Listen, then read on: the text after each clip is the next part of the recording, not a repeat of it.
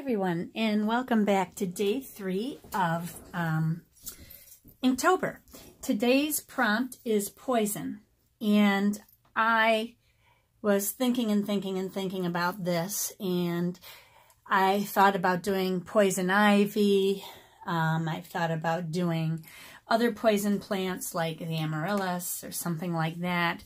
I thought about doing poisonous frogs because I love frogs. I think they're beautiful. And there's poison fish and all sorts of things. But I decided to do poison mushrooms and with a forest backdrop. So I'm going to do a close-up of my mushrooms and then a forest in the background. So we'll see how that turns out. Again, today I'm going to use my dip pen. Today I'm using a G nib, which has a little more flexibility on the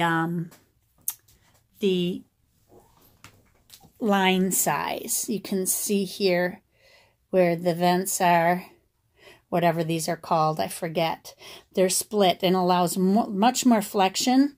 You get a lot of flexion here in the tip of the nib where it opens up, and I can get a thick line or a thin line. So I may use just that, or I may use my Kaweco Sport, which was given to me. This one was given to me by a YouTube subscriber, by the name of Tom, Wine Lover 215. He sent this to me, and I love this pen. It's one of my favorite little pens. I love how small it gets. It's so small that I lost it. And it had been missing for a couple of months, and I was so bummed I almost cried about it. It's not that it's expensive, but it was that it was a gift, and red is my favorite color. And so yesterday, my husband found it in our washing machine, stuck up against the lip of the front door. We have a front loading machine. It must have been there for quite a while because the finish on it is dull up here. You can still see the writing though. And it was fine inside. Luckily, this is a screw cap, so the pen nib was fine. But anyway, that's it for Gavin. I'm going to go ahead and get started.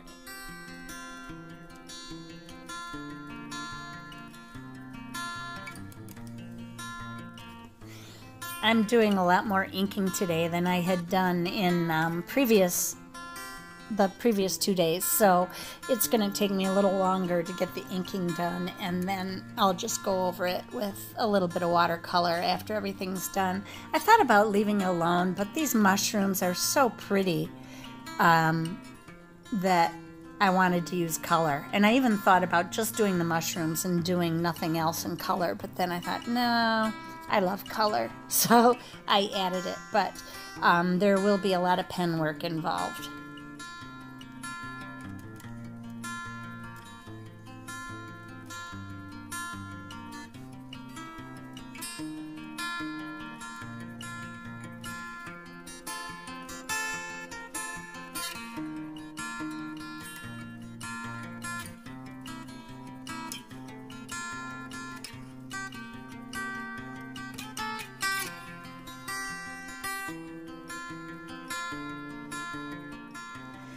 Here I decided to change out my ink, and I was going to try to do green on my pine tree, and I get a couple swipes down and realized I didn't like that color, so I decided to go back to the black and stick with black, so that green will get covered up eventually.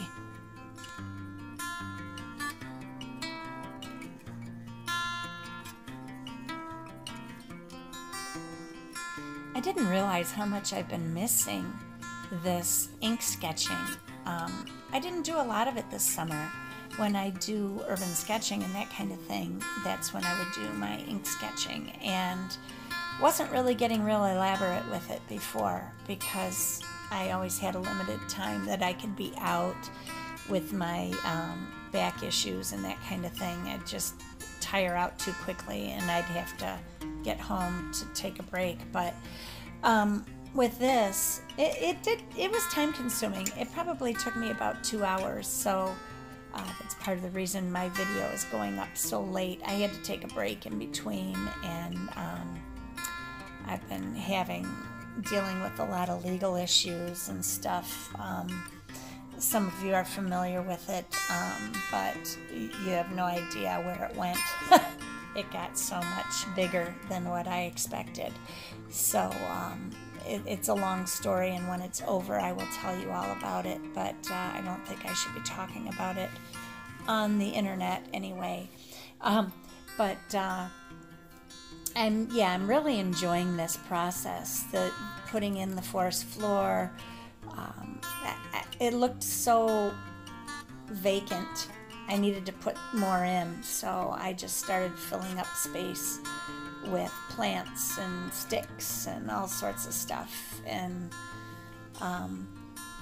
yeah, it was a lot of fun. So I really enjoyed this one. It'll come to life, I think, once the color gets put down.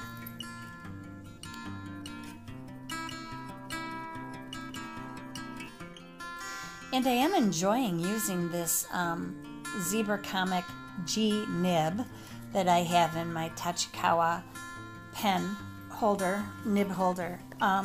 It's a really nice nib. Now, I had heard somewhere that these are supposed to be more difficult to work with.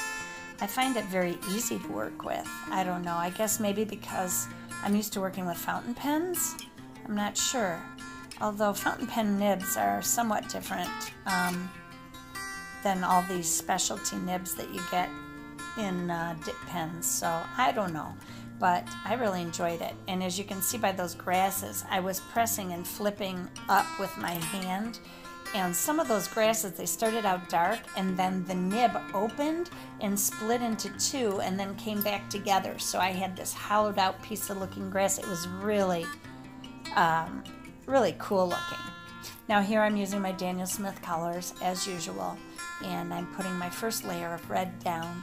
Then I'm going to go back and try to deepen some areas where that larger mushroom got kind of a wavy texture on it. So I was trying to duplicate that with the watercolor, but I don't know how well it worked. And I'm putting in some shadowing and that kind of thing as well.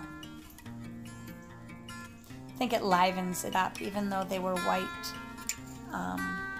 stems on those mushrooms. It kind of brought it to life a little bit more, I think. Here I'm using my hematite genuine on those darker trees, and then I think I used some peonite mixed with hematite genuine for the other trees. And then I used my shadow violet on the shadow of the birch tree to the left. Then some sap green and ultramarine for the white pine, and sap green and olive green for the leaves on the other trees. And here I used, I think, a little bit of burnt umber for the ground and a little bit of hematite genuine, whatever I had laying in my palette. And then I finished off with the sky, and that's it. That's done in ultramarine blue. So everybody remember, be courageous, sketch with wild abandon, and most of all, be kind to people. God bless you. Have a great day, everybody. See you tomorrow. Bye-bye.